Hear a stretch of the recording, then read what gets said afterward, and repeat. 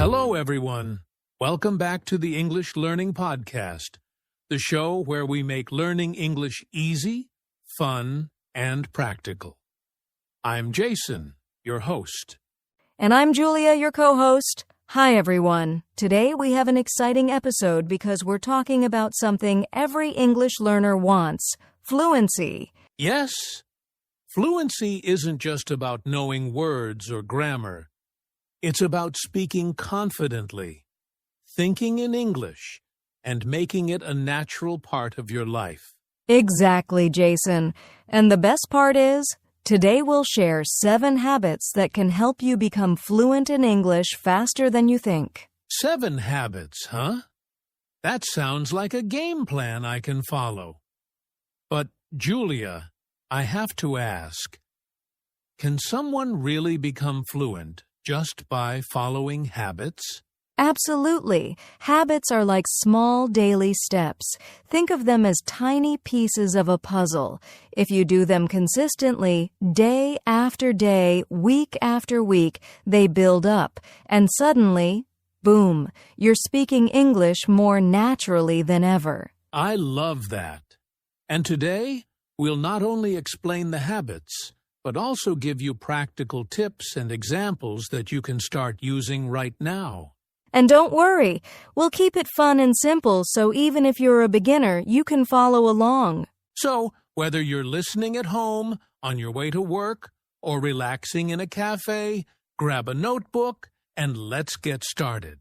Yes, get ready to discover the 7 habits that can transform your English fluency. So, Julia, before we jump into the 7 habits, let's talk about why habits are so important for fluency. Yes, Jason. Many learners think fluency happens by just studying grammar or memorizing words, but that's not enough. Fluency comes from consistency, and that's where habits come in. Exactly. You can think of habits as small daily actions. They might seem simple, like speaking 5 minutes a day or learning 3 new words, but over time, they add up. Right. Imagine if you read just 1 page of an English book every day. 1 page doesn't seem like much, but in a month that's 30 pages. And in a year, it's 365 pages. Wow. That really shows the power of small steps. And the same goes for speaking and listening. Even a few minutes every day can make a big difference. Yes, and habits also train your brain to think in English automatically. When you make English a daily part of your life, it starts to feel natural. You don't have to struggle to form sentences anymore. So, the key is to make English a part of your daily routine, like brushing your teeth or having breakfast. The more natural it becomes, the faster you'll improve. Exactly. And in today's episode, we'll show you 7 habits that are easy to start, practical, and really effective for fluency. Sounds exciting. Let's begin with the first habit. Speaking English every day. All right, Julia, here's the first habit. Speak English every day. Seems simple, right? But so many learners skip this step.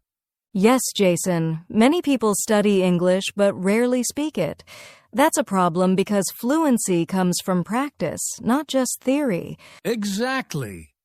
Even if it's just 5 to 10 minutes a day, speaking regularly builds confidence and helps your brain think in English naturally. I like to start small. For example, you can talk to yourself in English while doing daily activities, like describing what you're cooking or planning your day out loud. That's a great tip.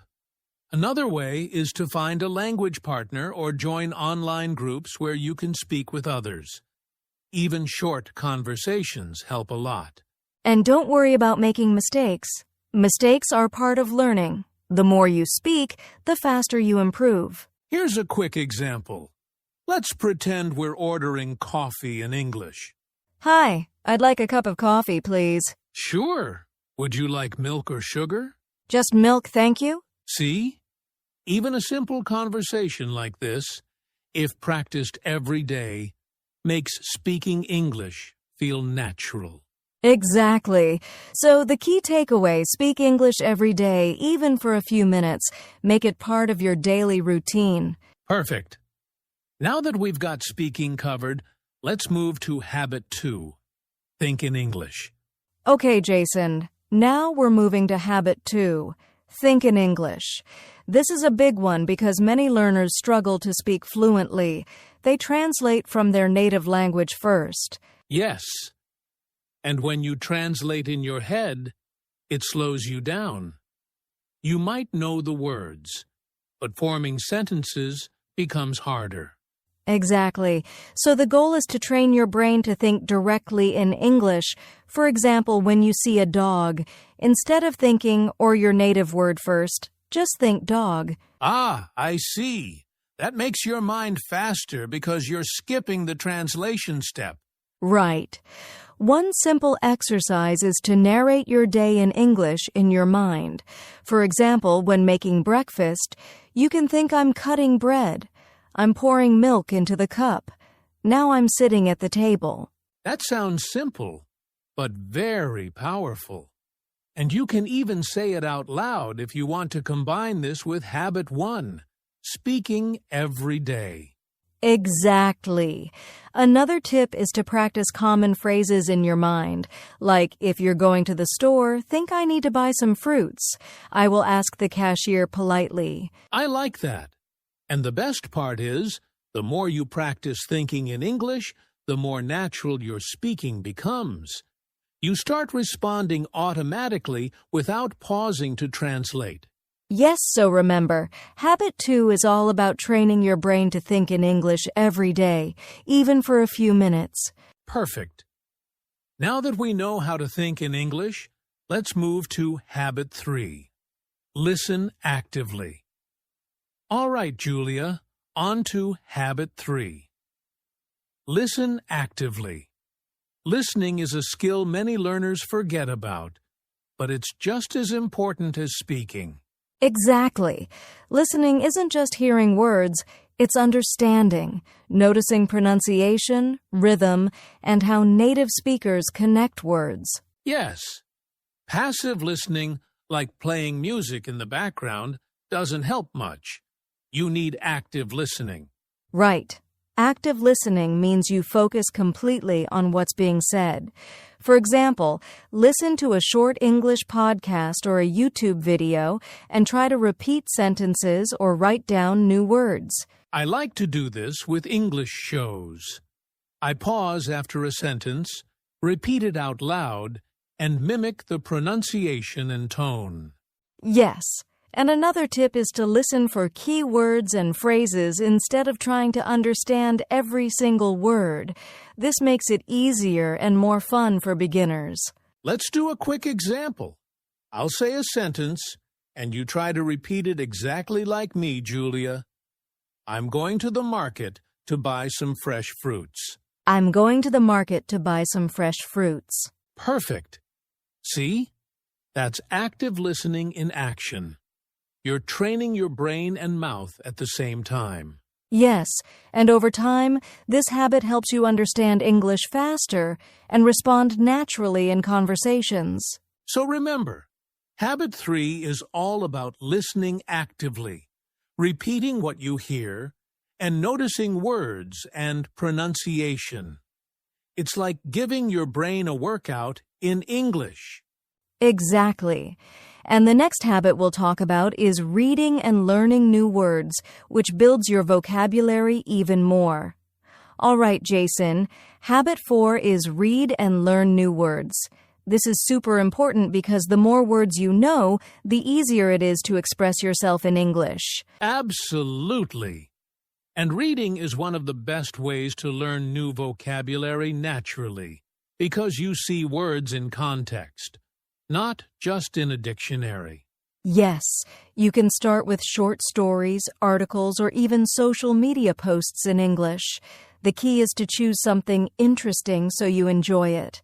And don't just read. Write down new words and try to use them in sentences. That way, You remember them better. Exactly. For example, if you read the word delicious in a story, you can make your own sentence, "The pizza I ate yesterday was delicious." Nice example. Another tip is to learn words in groups.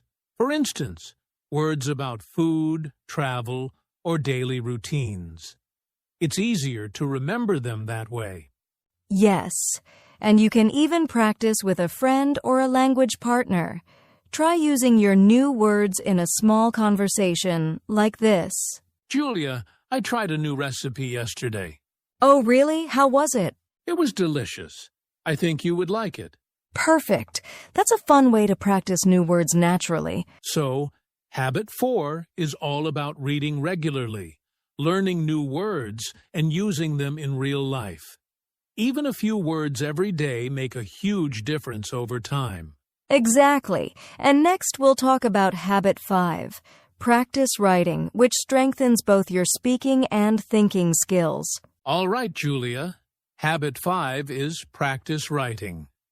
Many learners focus only on speaking and listening, but writing is just as important for fluency. Yes, Jason. Writing helps you organize your thoughts, remember new words, and improve grammar. Even short daily exercises make a big difference. Exactly. You don't need to write essays. Small things work, like a diary entry, social media post, or even a short email in English. For example, you can write about your day. Today I went to the park. I saw many birds and took some photos. Nice. And the best part is, after writing, you can read it aloud. This way, you're combining writing with speaking practice. Yes. Another tip is to use new words you've learned from reading or listening. That helps you remember them and use them naturally in conversations. Let's do a mini example. Suppose I learned the words excited and adventure. I can write, "I'm very excited about my weekend adventure." Perfect. And then you can say it out loud or even share it with a friend for feedback. Writing plus speaking equals faster improvement. So habit 5 is simple. Write something every day, even a few sentences, and try to use new words. Over time, this builds your confidence in both writing and speaking. Exactly. And next we'll talk about habit 6, get feedback and correct mistakes, which is key to improving faster. All right, Jason, habit 6 is get feedback and correct mistakes. This is so important because many learners fear making mistakes, but mistakes are actually a great way to improve. Absolutely, Julia. Mistakes show you what needs practice. And if you correct them, your English gets stronger and more natural. Yes, and feedback can come from many sources: teachers, language partners, apps, or even friends who speak English.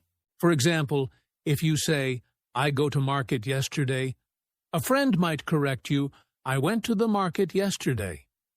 That small correction teaches you the right past tense. Exactly. And it's important to accept corrections positively instead of feeling embarrassed. Every mistake is a learning opportunity. Another tip is to record yourself speaking and listen carefully. You'll notice mistakes in pronunciation or grammar that you can correct. Yes, and here's a small exercise. Practice a sentence, make a deliberate mistake, and then correct it yourself. For example, he go to school every day. No, he goes to school every day. That's a fun way to train your brain to notice errors and remember the correct forms. So, habit 6 is all about getting feedback, correcting mistakes, and not being afraid of them. This habit accelerates your progress more than almost anything else. Exactly. Now, let's move to the final habit. Habit 7. Stay motivated and track your progress. All right, Julia, here's our final habit. Stay motivated and track your progress. This is the secret to keeping all the other habits consistent. Yes, Jason. Learning English can take time, and sometimes it feels slow. That's why motivation is key. You need small wins to keep going. Exactly. One way to stay motivated is to set small goals. For example, I will learn 5 new words today. Or, I will speak English for 10 minutes. And don't forget to celebrate your progress. Even small improvements are a reason to feel proud and keep practicing. Another tip is to track your progress. You can use a notebook, an app, or even a calendar. Each day you practice, mark it. Over time, seeing all the check marks motivates you to continue. Yes, and you can also record yourself speaking weekly. When you listen to older recordings, you'll hear how much you've improved. It's very encouraging. Exactly. Motivation plus tracking equals consistency, and consistency equals fluency. So habit 7 is all about staying motivated, setting goals, and tracking your progress. Even a few minutes every day, done consistently, makes a huge difference. Perfect. And now that we've covered all 7 habits, it's time for a quick recap before we give our listeners a small practice challenge. All right, Julia.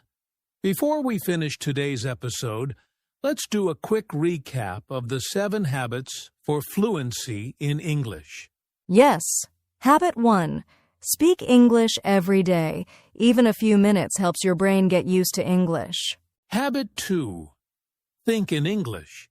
Stop translating in your head and start forming sentences directly in English. Habit 3. Listen actively. Focus on podcasts, shows, and conversations, and repeat what you hear. Habit 4. Read and learn new words. Expand your vocabulary and use the words in real sentences. Habit 5. Practice writing. Even short sentences or diary entries help you organize thoughts and remember words. Habit 6. Get feedback and correct mistakes. Don't fear mistakes. Learn from them and improve faster. And finally, habit 7. Stay motivated and track your progress. Set small goals, celebrate wins, and watch your improvement over time. So remember, these 7 habits together make a powerful system for English fluency. You don't have to do everything at once. Start small, stay consistent, and you'll see progress. Exactly. Even practicing just one habit every day can make a big difference over a few weeks. Now that we've recapped, it's time for a small challenge for our listeners to put these habits into action. All right, Jason, it's time for our practice challenge for all our listeners. Yes. Here's a simple challenge you can start today and continue for 1 week. First, pick one habit from today's episode. Maybe speaking for 5 minutes, thinking in English, or writing a short diary entry. Next, do it every day for the next 7 days. Even small practice counts. Remember, consistency is more important than duration. And here's an extra tip. Track your progress. Mark each day on a calendar or in a notebook. Seeing your improvement will motivate you to keep going. Exactly. And try to combine habits if you can. For example, after writing a few sentences, read them out loud to practice speaking, or listen to a short podcast and repeat phrases. By the end of the week, you'll notice a small but powerful improvement. That's the magic of habits. So, listeners, take this challenge, practice daily, and notice how your English becomes more natural and confident. And that's a wrap for today's episode on 7 habits for fluency in English. Yes, we hope you enjoyed it and that you're ready to start practicing these habits every day. Remember, fluency doesn't happen overnight. It's built step by step, habit by habit. So stay consistent and be patient with yourself. And don't forget our 7-day practice challenge. Even small daily efforts make a big difference over time. Thank you so much for listening. If you like this episode, subscribe to our podcast so you won't miss future tips and lessons. Yes, and feel free to share your progress with us or leave a comment. We love hearing from you. All right, everyone. Keep practicing, stay motivated, and we'll see you in the next episode. Goodbye and happy English learning.